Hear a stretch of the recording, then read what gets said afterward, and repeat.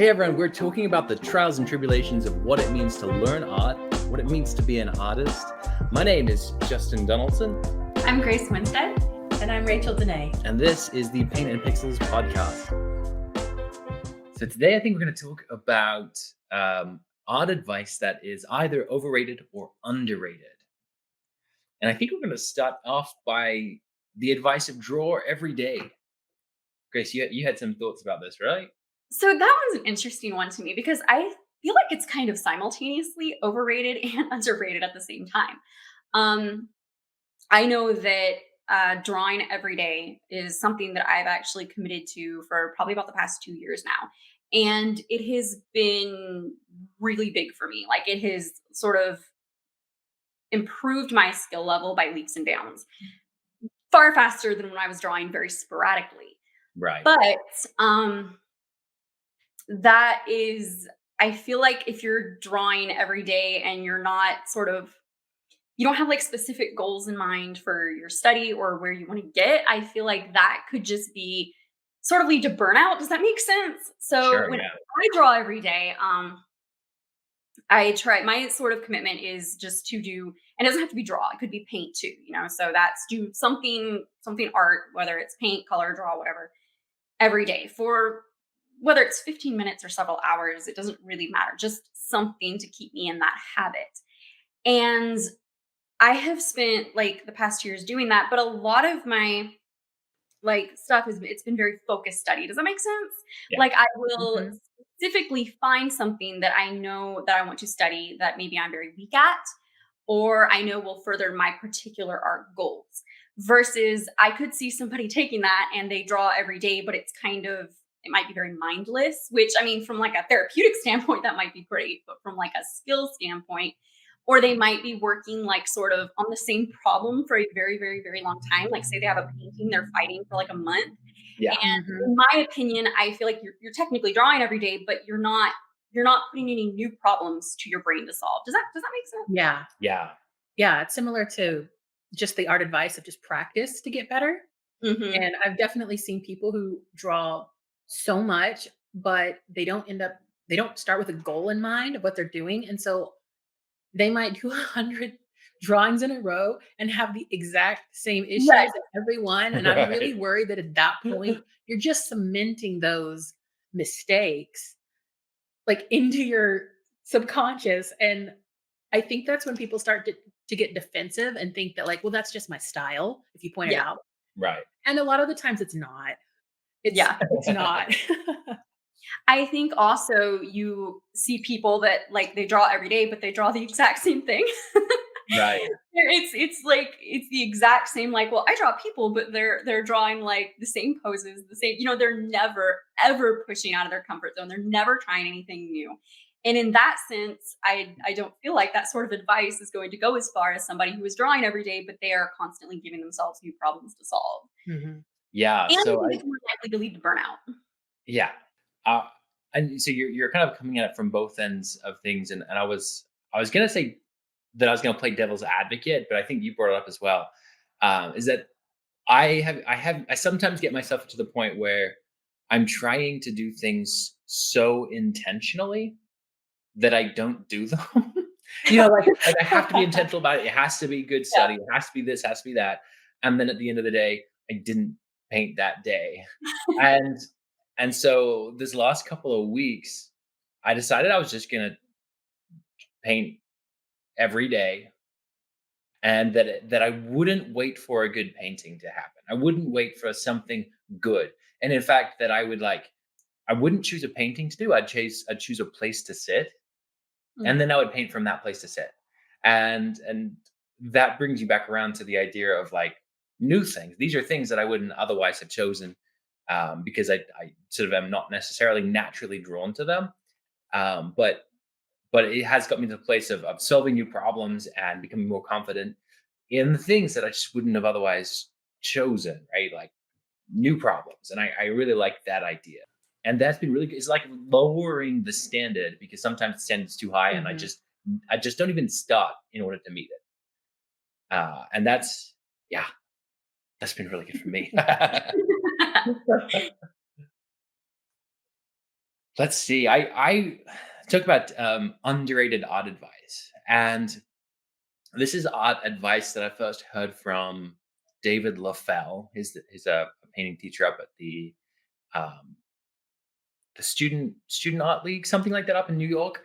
And I first heard it from him. I've heard it from people since, but it's the value does the work while color gets the credit.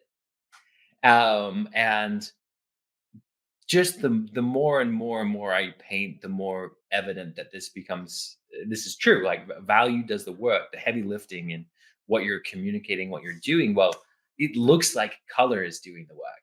And so I remember when I first sort of started to realize this in my own work, right? Because it's one thing to hear it and to be like, oh, that's cool, that's neat. And then it's another thing for it to be real in your work. And so the first time that I saw this, I was painting clouds and I was just enamored by this like beautiful orange glow from within the cloud. And I was like, oh my goodness, that orange glow. And I was attributing everything to the color.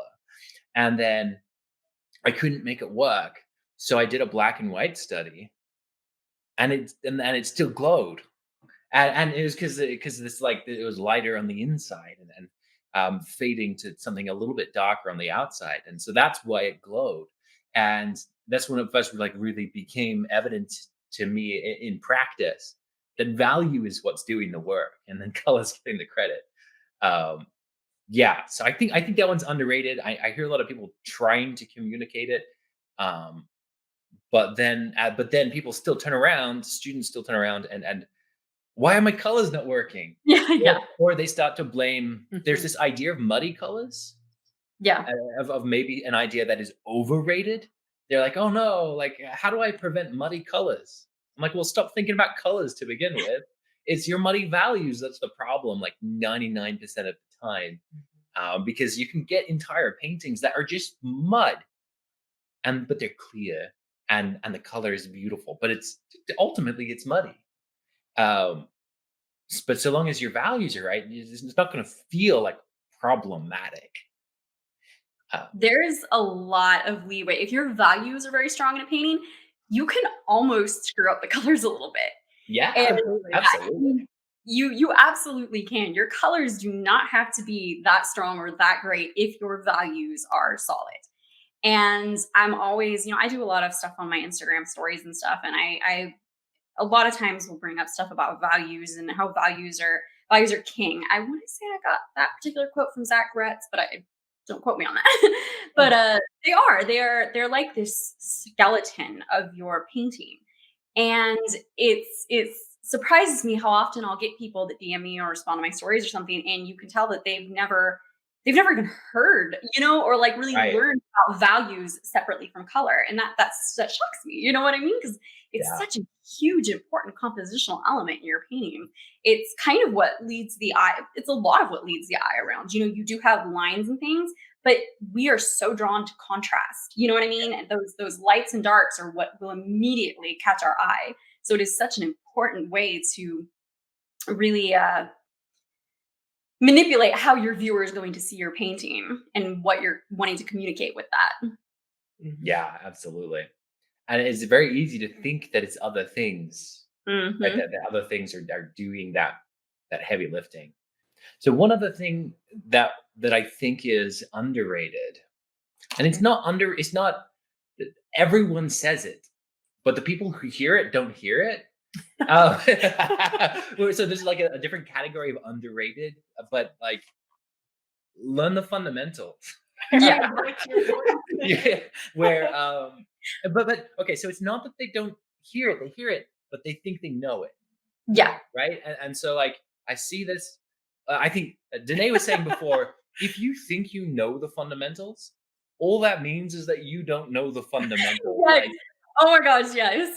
because it's this thing that like it you can't reach it. It goes infinitely down, Yep. like roots into the ground. Like it just goes infinitely down, and you can never quite reach it. Mhm. And so you think you want these other things, but it's just like these really basic elements, like we're talking about with value and with color and like all of this.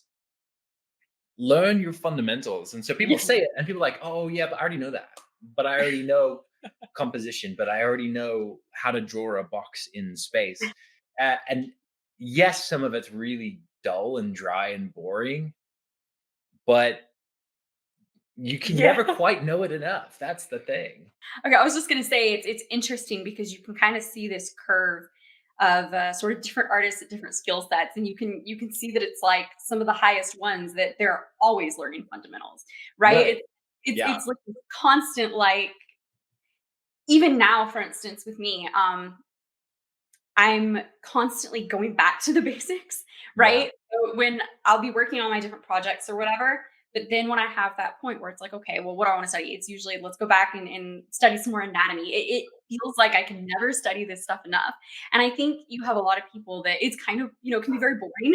And like you said, Right. dry. So it's like, all right, I studied it once and I learned it and I'm done. And it's no, you will always be learning this stuff. You will always, this stuff is so huge. It's such a broad range of, I mean, everything. Art encompasses everything from perspective to anatomy to light. I mean, the subjects are just hugely wide reaching that you're Yeah. just always going to be learning them and you're always going to be learning new things. And I think for any artist, it's a lifelong study.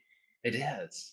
And so there, I think one of the things that is there are basic things for you to know, you, and you can know them in your head without them coming out your hands. And Yeah. that's another thing. Is like you can literally know the things, but it doesn't come out in your hands, or it doesn't come out in your practice. It doesn't come out in the way that you're actually creating paintings and drawing and working your way through. So yeah, learn the fundamentals. There are some overrated pieces of art advice that I wanted to talk about. And a lot of the times that we talk about overrated art advice, it's almost because it's really context dependent, but people don't tell you the context when they tell you the advice. So like the first one that I want to talk about is don't mix with black, Mhm. right? Yeah. Don't mix your colors with black. And there's good reasons somebody might say that, which is that you want to retain as much color identity as you can, or as you want to, right? And so like if I want to make um, a darker red, I can use some really deep dark colors to try and get there, or I can go just like straight red and then straight black and then see if I can get there. And then it feels less red because you're really desaturated. So like that's some of the reasons you might choose to not mix with black. But the problem is people don't use context when they're talking about this. And so you have these students that are going around, running around petrified of painting with black. Mhm. And sometimes what you need to paint with is black. Yeah, I just think about it as its own color. And it when it is. applies, then you apply it. And there are especially, I do a lot of anime background paintings. They use a lot of black. And so then we have these students come in and they're trying everything they can to get this end result that they just can't achieve because the masses in that use black. Yeah, so there's a lot of context dependent advice that just goes without its context. It's funny because I think there are a lot of rules that you kind of learn is in sort of all mediums, digital and traditional, all sorts of stuff, that you get to a point where you learn that they're all just meant to be broken. Whatever looks good Yeah. is you know what I mean?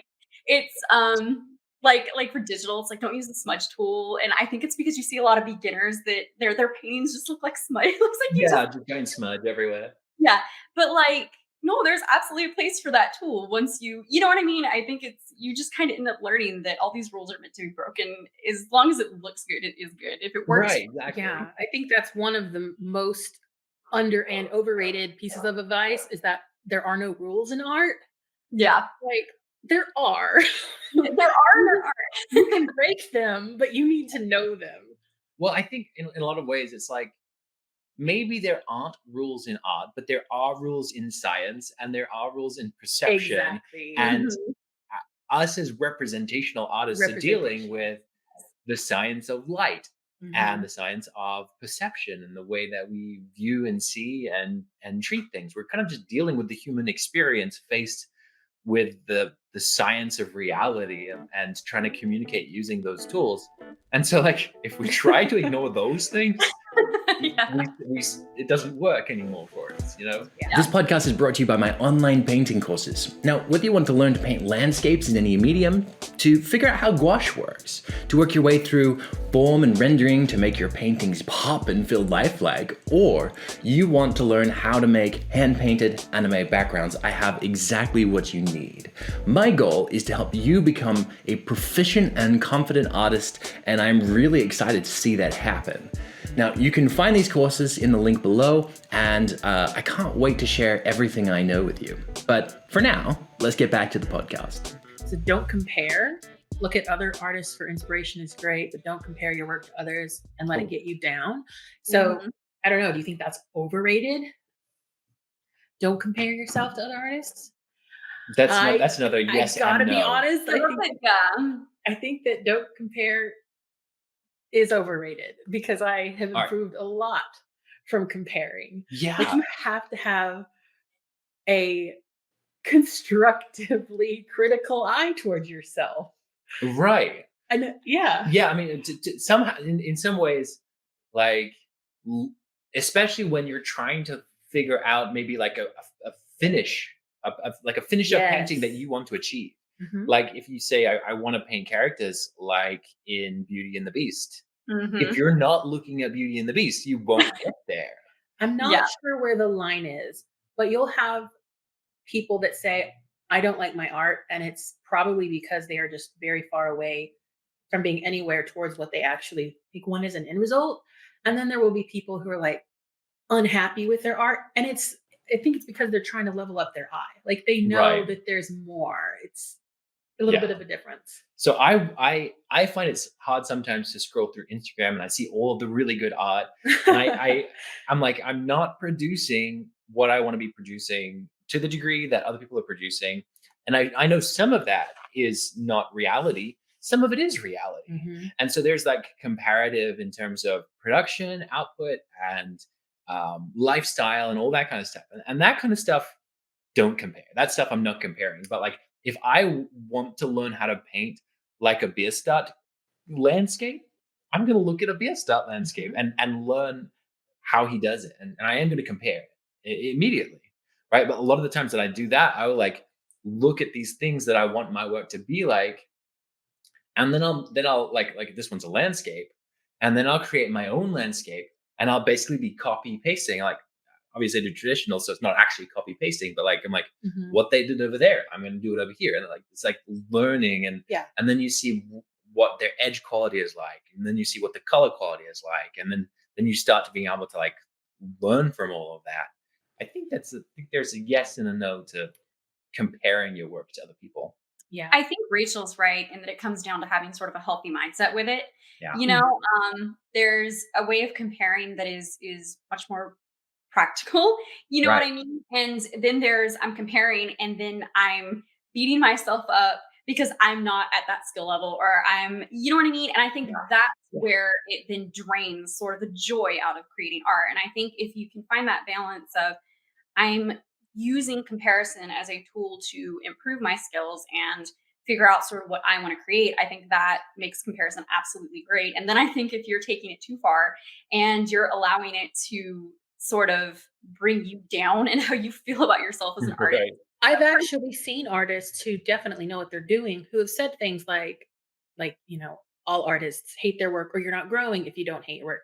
And I feel like that might be not the right message I'd because agree Yeah, with I don't yeah, think that's it's really definitely like art for me anyway. I want my art to be a joyful, part of my Mhm. life. And if I Right. hate everything I make and I'm beating myself up constantly, that to me that's not joyful. Maybe some people, but to me that makes it less fun for me to do. So I'm always trying to find that balance of I love creating and realizing where I'm at from a technical perspective and not letting that if I'm not as far as I want to be, not letting that bring me down, you know what I Yeah. mean? yes. And that sort of thing. I think it's just this healthy balance like most things. And as a bit of a tangent to that, artists that are the most fun to follow are the ones who communicate about what they did love about their art. Like Mhm. they get you excited. Like you are a perfect example. Yeah. I'm not particularly into like dancers and beautiful women, exactly. That's what I'm Like gonna- the way you talk about it, I'm like, go girl. Like, yeah, yeah, I agree. I think when you can see the joy in what an artist is creating, it's kind of contagious. Even if you aren't necessarily into exactly what like the same things they're into, that joy of creation is very, very contagious. yeah. I think a bad piece of advice is to be persistent and not to give up, to like just keep working on a piece because sometimes it should have been scrapped at the very beginning. Ah, right. Yeah, Yeah. Yeah. yeah. I think you don't want to give up on art, but I agree that if you are fighting a piece, just give up on it Start and start. over. You Yeah. know, In that sense, being persistent should mean start over. And to Right, give up right. early is underrated advice, Yes, that right? is definitely underrated Yeah. advice. Give up. Give up the minute you know it's not going to work. Mhm. exactly. Which isn't to be confused with the ugly phase. Yes, that is true. Because the ugly phase will happen no matter what. You have to Oh, look No matter forward what. to that ugly phase because it's like a little hill to get over. You know? When I first heard Justin talk about the ugly phase, it was like, oh my gosh, because I had forever, like I've been making art for years, and I'd never heard anybody talk about the ugly phase. And there's always that point where you're painting, it's not finished, it's not where it's going to be, and it looks like crap. Yeah. And I would get down. I would be like, this looks so bad, and I would keep working on it, and eventually, pull it together. Mhm. Um, but I had never heard anybody talk about the ugly phase, and that was just huge for me. I was like, "Oh my gosh, this is a thing." You have this phase where they're ugly, and now it doesn't bother me anymore. Probably because now I Yeah. know the ugly phase, but It's because everything is like relative in your painting. When you Right. have half of your values done and half of your cools and warms yeah, different, nothing works. It's not gonna Yeah. work. But that's why it's so useful to do a little thumbnail beforehand. So you kind of at least can remind yourself, this is where we're going. We'll get yeah. there. That's what I'll do. I'll do like a little value plan, and it's really quick and it's really rough and it doesn't take Yeah. me very long, but I always have it to the side because the way I work is I do a lot of layered stuff. So I'll do a lot of things in sort of this diffuse light scenario first. And everything always looks like crap at that point. Nothing is Mhm. lit, nothing, the values aren't there. And if I were to actually assess the piece at that point, it would look like crap. But then Right. but I always have my little value thing to the side. And I That- know it's going to go. yeah. There's a stage in painting with gouache where half of the painting is drying. And the problem with that is that when gouache dries, the values change. And so you have like you've carefully planned things out and maybe even worked everything while it's wet, so everything looks right. And then half of it dries, and so it all changes in like a minute or two. This time period, everything is modeled and changes, and you can chase yourself in circles Oh, trying to fix up. But it's only just because like okay, at that point you need to stop and step away and go away. Just wait for the whole thing to dry. So then it's like yeah. presenting one thing, and now you can fix what you need to fix. But Having that end result in mind is so important for the ugly phase because if you don't, you're gonna get there and panic. yeah. And just yeah, like you said, just be like, oh wait, this looks horrible. Let's fix it. And then you're breaking your big picture, right? Yeah. I've done that for years and I've it's very helpful once you comprehend what you're doing. I'm going to point out then that I think planning your pieces might be underrated. I don't hear many Yes. artists Definitely talk is. about it. It definitely is underrated. Definitely. I hear so few artists talk about sort of planning your pieces. And to me, and everybody works differently, but I have to plan my pieces. It's such a huge thing for me that, I mean, I'm sure there are some artists that can just sit down and, you know, come out with no plans and come out with something amazing. But I like to plan my pieces, and it really helps me. It helps make the process funner to me as well because I never feel afraid. I never feel like, oh, where is this going? It always feels very directed, and that's very nice. So I'm gonna say planning. Yeah, mindless drawing is maybe good for creativity, but I don't think it's going to get you a very good end result.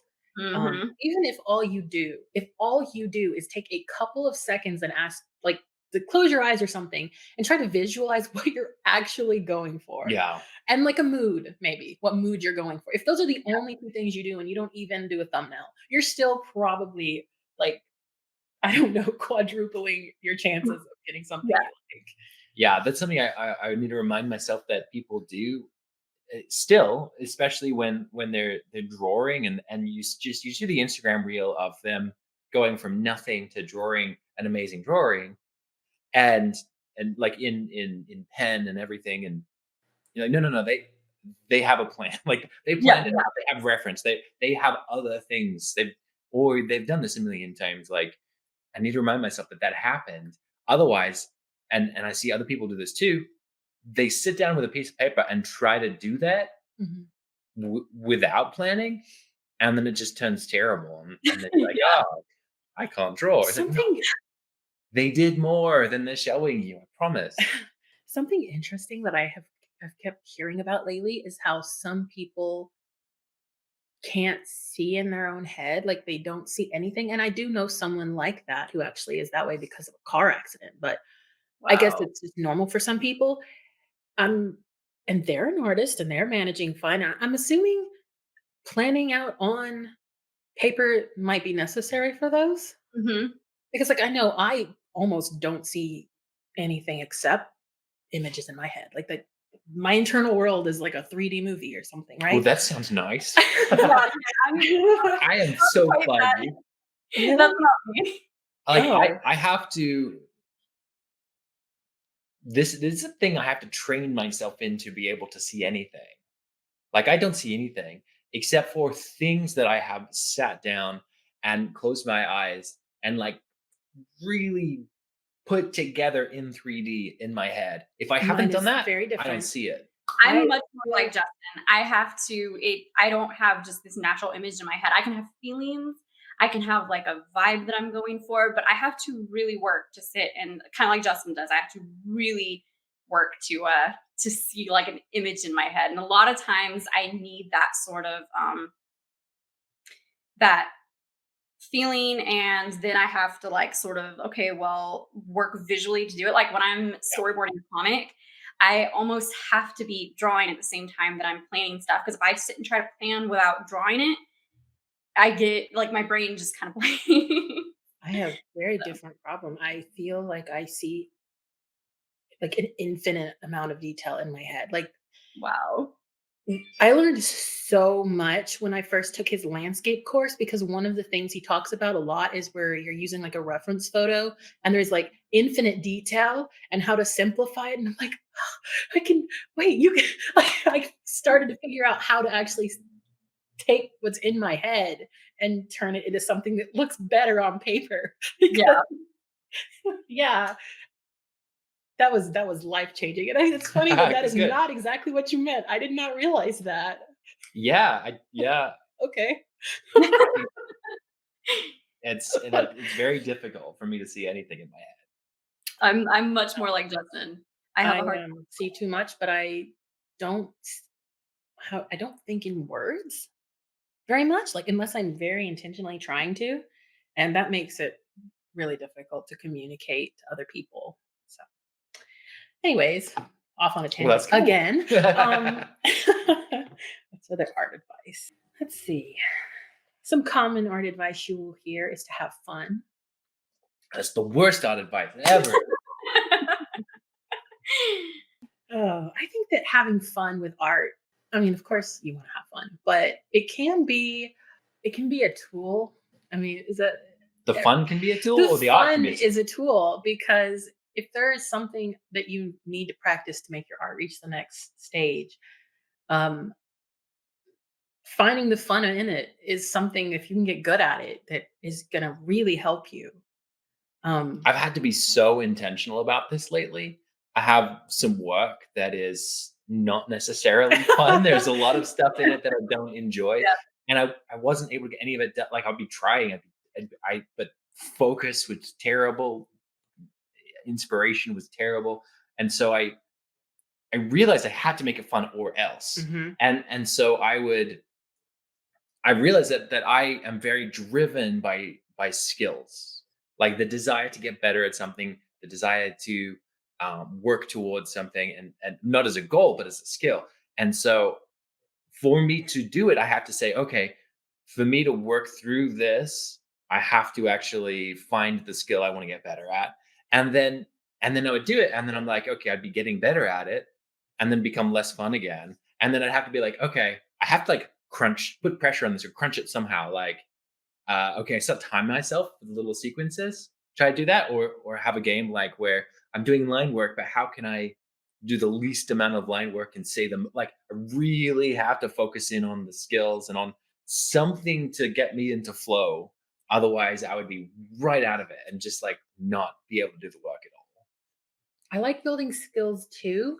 I think that I like subjects more though. Sure, yeah. So if I'm working on like commission work, especially, of course, um, it's so hard to feel personal towards commission work, which I think loses a lot of the fun. Yeah. Um, that's how I get the fun back though, is to focus on like, is there actually something within this that I do like? And I mean, I like a little of everything. So usually there is. And I can like connect the dots between if I can do good at this, then when I do this other thing that's very similar in my own work, I'll be better at it. Right. So I guess that's skill building Yeah. in a way, but I really have to think about where is this going to apply in my own work that I do later? Yeah. For sure. I know one that I don't know if I think it's underrated, but I don't hear it much. Okay, let's hear it. And that's to not be afraid to make bad art. Yeah. Yeah. Because we all are going to make bad art. And especially when you're a beginner, everything you make is probably not going to be very good. And I think if you are really setting yourself up with these expectations of coming out the gate like as a master, it's going to be a miserable experience. And I think that you need to allow yourself the grace to be okay with making some really terrible drawings. Definitely. I can almost have fun with making bad drawings if I'm dedicated to the idea of getting better because I'm like, oh, this is where we're starting. Right. Yeah. You see a lot of artists. And I think, I was just saying, you see so many artists that avoid doing so much because they're afraid of making something that looks bad. And like you have so many artists that I don't do backgrounds because I'm terrible at backgrounds. So they just draw characters on a blank space and stuff like that. And it's like, no, make terrible backgrounds. It's fine. It's totally cool. Make terrible art. Just do it. And you'll find that the more you do it, the less terrible this stuff is. Oh yeah, we're trying to, promote the landscape course right now. And every time I'm like, how are we going to communicate to people the value of this course? And so I have to think like, what did I get out of it? And I'm like, there's so much. Like if your thing is characters, right? Don't you want to put them in like a world? Don't you have a world in your head? Like, I feel like every artist has some kind of vision for where they want their characters to be. And even if it's not that, even if it's more of your very, very traditional landscape painting, like you want a mood to it, right? Otherwise, photographs work just fine. Like you want to give it that emotion. Sorry, my dog's That's fine. like, but yeah, and let me go shut them up. You guys keep talking. Yeah, like I'm primarily a character artist. That's my favorite thing to draw. But the fun in backgrounds, especially if it's like a landscape where it's not very character heavy, I do check Right. out. I have to find ways to bring myself back and enjoy it. But I have grown, especially to really enjoy and appreciate backgrounds a lot more because they give me a space to put my characters in. I don't want some days, sure, I'm totally fine just drawing characters on a flat white background and just enjoying the process of drawing my characters. But I love the ability to put them somewhere and let them live in a world. And it's just you see so many artists that just avoid stuff like I don't do backgrounds or I don't do this or whatever because I'm not good at it. And there's this like I just feel like for me, underrated art advice is be okay with making some bad art and go make it because it won't be bad for long if you're doing it on a regular basis. Yes, for sure. Mm. One of the things I was thinking for overrated art advice is I think that there are people who say this as an advice, but I think it's more of an air or something people presume is don't trace. Mhm. Yeah. So again, it is context driven, right? So like don't anyone ever trace Grace's work and then say it's their own, right? That would be terrible. Yeah. But there's we were talking earlier about like knowing the fundamentals in your head and then actually having them come out your hands. And sometimes, I did this. I couldn't get like the profile, like somebody's profile, all of the Mhm. little lumps and bumps and everything. Um, and so then I started tracing people's profiles, right? And you realize that you really are presuming, a certain angle or a certain Mhm. something or certain length. And just by going through it and tracing and then doing it without the tracing and then seeing what you're accidentally doing wrong, and like this could be really, really helpful. Or people even sort of doing drawer overs of whatever. Like Mhm. tracing's a great Tool. I think Yeah. tool, Tool. yeah. right? It I is. think it's like most things, it's just the context, I think when most people are saying don't trace, they're saying don't take somebody else's work, trace it, and then say, "I made this. This is my original work." You know what I mean? Yeah. Yeah. Versus using it as a learning tool, um, which I think you're right. I think can be a very important tool for learning. Well, I know a piece of underrated advice What's that? to back up from your work and not like that goes for traditional and digitally. Mhm. Zoom out. I don't know if everyone has this problem, but I definitely do, where I will zoom in so close that I can see pixels. Like I'm drawing with a pixel. Don't do that. I At used least zoom that. out I used to be really bad about zooming in on the stuff. Nowadays, actually, I'm almost always working at a size where I can see the whole piece. I'm a Yeah. lot better at that nowadays, but I did used to have that problem where I would be zooming in and only focused on the little details and not paying attention to the whole. Yeah, and not only just back up, but like back up and squint, you know? If back up and turn it upside down, flip it, Put it down, right? do Flip all it the and things you reverse it. Yeah. So I definitely I have to do that all the time. You were even commenting the other day about how when I paint like this. Oh my gosh, yes. Yeah. And for a while, I thought it was like your background in dance. I was like, "Is this like a ballet thing?" No, It's I just think that there's your body and your mind is so connected that when you like literally look from a different angle, yeah. you see things you didn't see before. Zoom Mhm. out and like, "Oh, okay, kind of like that. And, oh yeah, yeah. Like you notice things and I mean, anyone who's ever gotten near the end of their art and then flipped the canvas knows. I'm constantly flipping because I don't wanna do the thing where I wait till the end and I flip it and somebody's eye is like dripping down their face. That's Under, always fun, yeah. underrated art advice: flip early, flip Yeah. constantly, Yes. Flip and then early flip and late. often. Yeah, I'm an obsessive flipper. I'm like constantly flip, flip, flip, flip, flip, flip. Yeah, me too. I have to. I feel like it would be 2 against 1 if I said that I think it's overrated advice to get good materials, to use good supplies. I really enjoy my crappy art supplies. I think it's whatever works for you, honestly. If your crappy materials work. You know, I see too much value in it being true to really think that it's overrated. I think it can be distracting. Yeah, it For can be sure, it can be distracting. like I know people who spend all of their art related time trying to find the right art supplies and then organizing their art supplies Yes. and then they just never quite get to painting. I You know truly think that that collecting art supplies happens. and getting better at art are 2 completely different hobbies, and I have a lot of friends I That's true. love, And but that just they they collect art supplies and that's my their hobby. god, That is true. yes. And you know what? They have fun with it. Who cares? They give me their old stuff when they're like, "I haven't used this in 3 years." It's wonderful. I think one of the last things that I was thinking was again, I think it's overrated. Is this kind of this idea of how the masters did it, just that as an idea, Yeah. right? And so it is actually a logical fallacy called the appeal to antiquity, which says that just because something is older or just somebody trusted did it this way, that means that's the way it should be done. And the problem I think with the fixation of that, I think there's a healthy interest and there's a healthy learning how people do things. Um, but the fixation of it says that I won't ever be able to do it right unless I do it that way.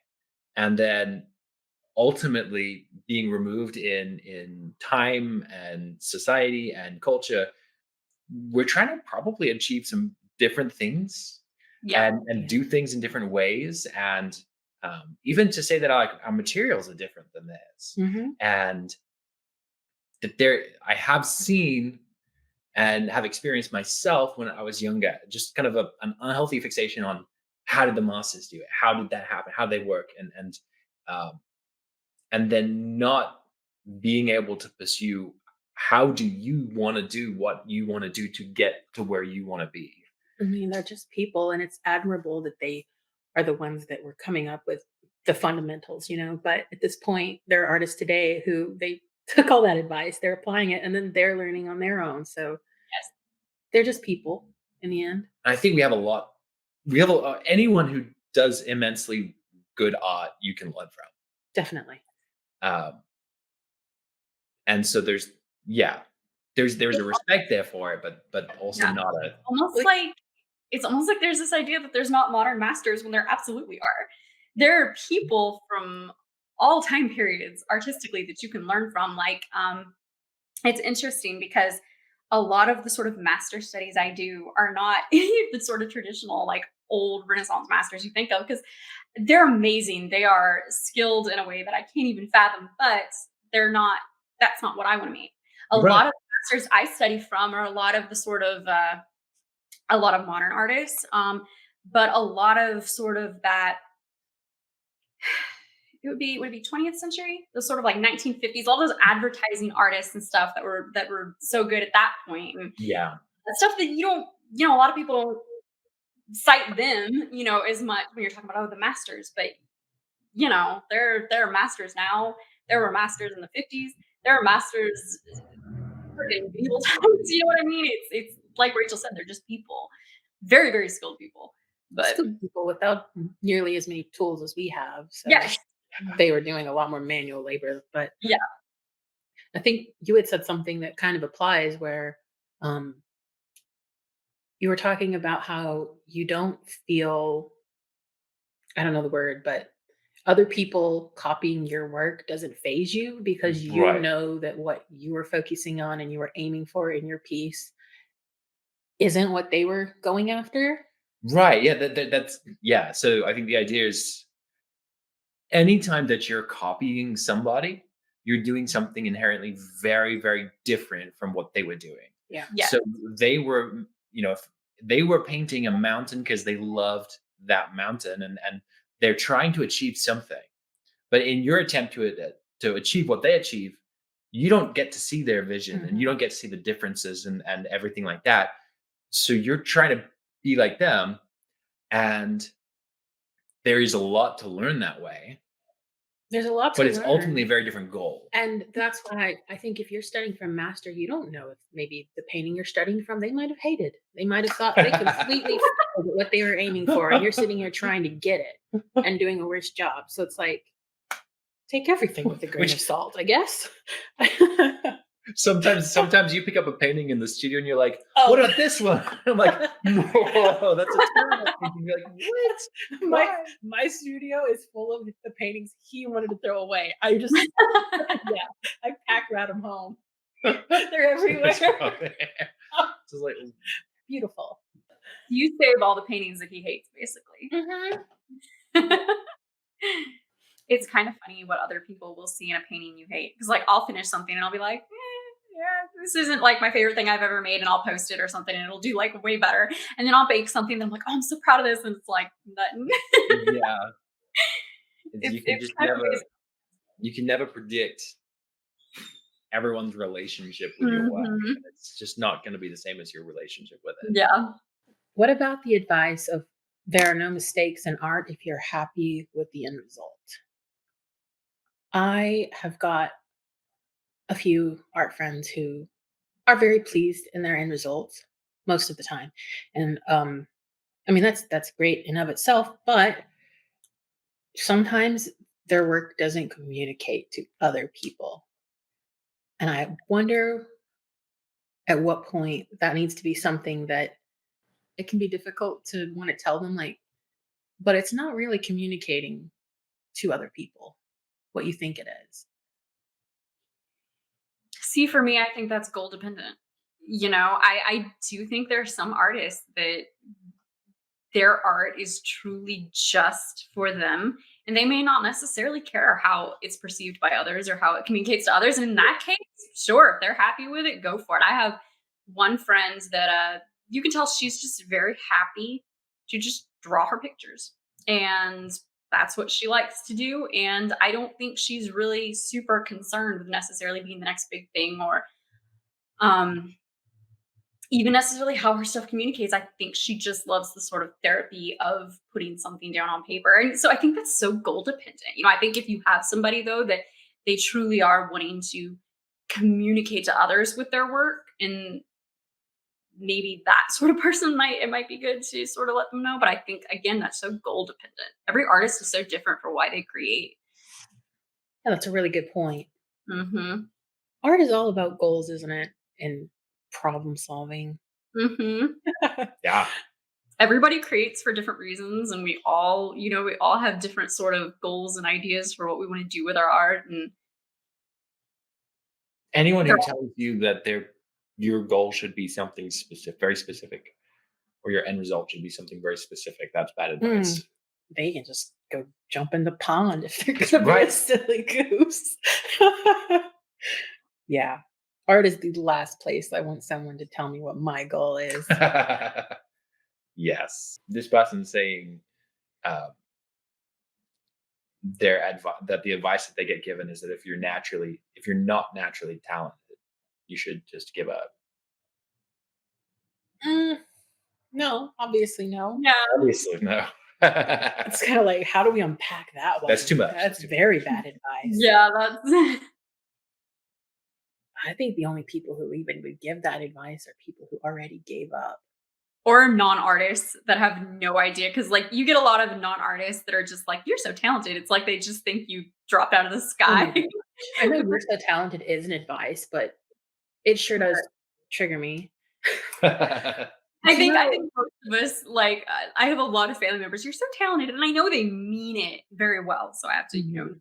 they mean it as a compliment, obviously, but it's like, it feels like it's hard to ignore that slight little feeling that it's kind of just completely ignoring all the hard work you put into it for so I feel like a lot of people who have done that, who've said that type of thing, are actually people who have developed a sense of learned helplessness, yeah. where they have tried art at one point and they failed, and they tried again and they failed. And it was probably because they were going off of bad advice, or they just didn't have the tools, or I don't know, just the resources that, like, once you have the right tools and resources and you have people that are putting the right advice into your ears, and you realize this is going to be a journey, this is a path, you're not going to make good art when you try, like, I could see how they could just start to think, oh, this isn't for me. Mhm. But that's not true. It's just not true. Nobody's starting out amazing unless they are incredibly rare, but there are a lot of artists that is not it is not that common to have that much talent. Like, are you saying that all these people are just born that way? It's no. Yeah. Yeah. So, I mean, I think, I mean, if I was to try to wrap it up, I think that just like what we were saying before, art is communication. It's about your meeting your goals, about what you're trying to communicate.